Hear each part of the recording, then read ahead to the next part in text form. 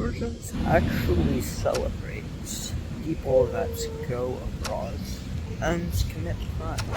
And while this sounds perhaps detrimental to Georgia and the Georgian people, this system has existed since the Soviet Union. And not all Georgians, of course, believe in this system. However, it does play a role in how Georgians present themselves and what Georgians do day to day. Hello and welcome back to the Traveling Report. Today we're going over the thief-in-law system and why Georgians celebrate crime being committed in other countries and what you can learn from it in your own business on globalization and internationalization. Oftentimes when people look at the 1990s in Georgia, they see chaos. And it was chaos. Many Georgians, if you ask them, will state resolutely that Georgia was not a safe place in the 1990s. And additionally, they will state that people were living hand to mouth and in extreme poverty, while Georgians will still say they are in extreme poverty. Only about 12% of Georgia is in abject poverty. However, what came out of this, and especially from the chaos of all of it, is a understanding that, of course, there will be thieves and there will be a mafia. And through what people have done in the last 10 to 20 years has been cleaned up.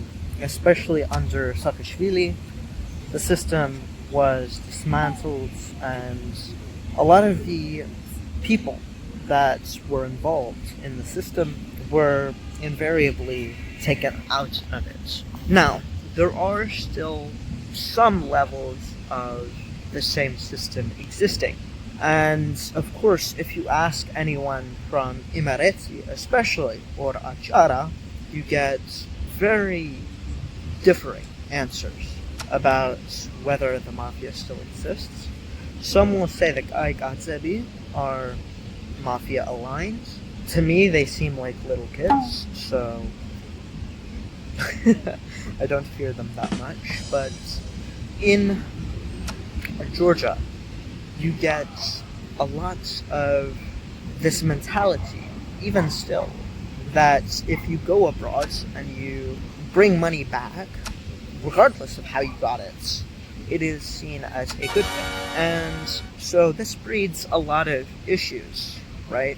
In the long term, in terms of how Georgians live their lives, and of course, what Georgians obviously do when they are abroad.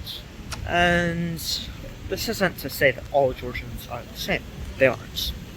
Recently, I've definitely seen a uptick in people trying to get away from this moniker, trying to realistically not have this system be something that people live by. However, if you look at detentions, for example, in the United States for crossings from Mexico, it's often you will find Georgians. This is because, in essence, there's a thought that the only place you have to protect is the homeland, the motherland, which obviously can be problematic, and it has been historically.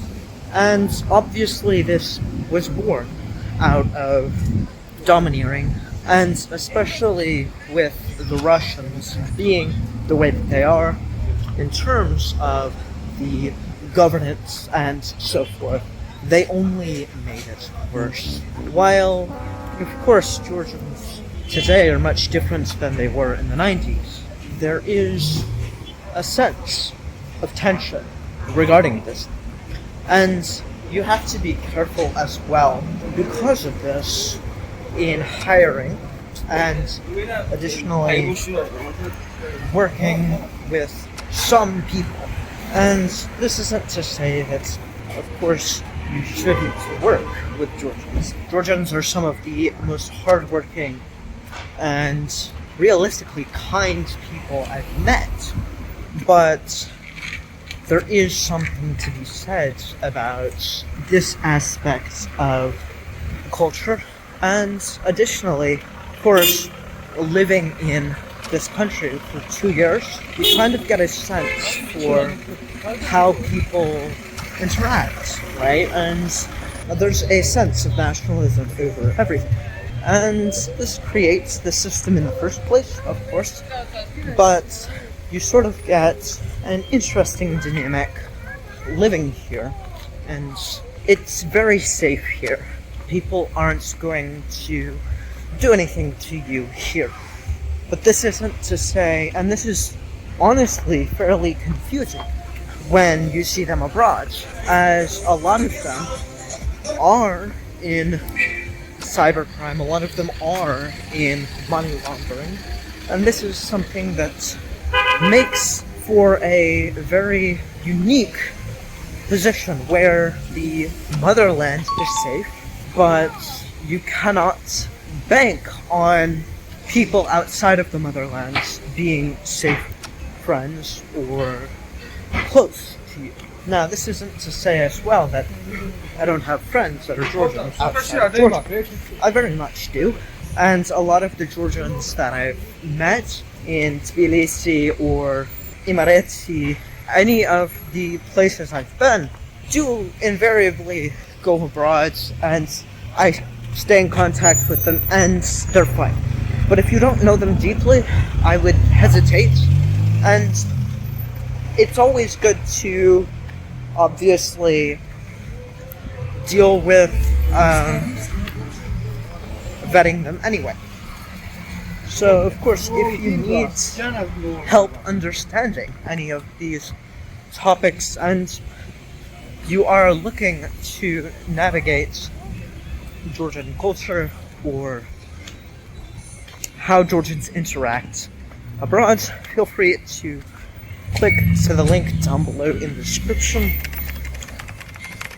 If you liked this video, feel free to like it. If you really liked this video, feel free to share it with your friends.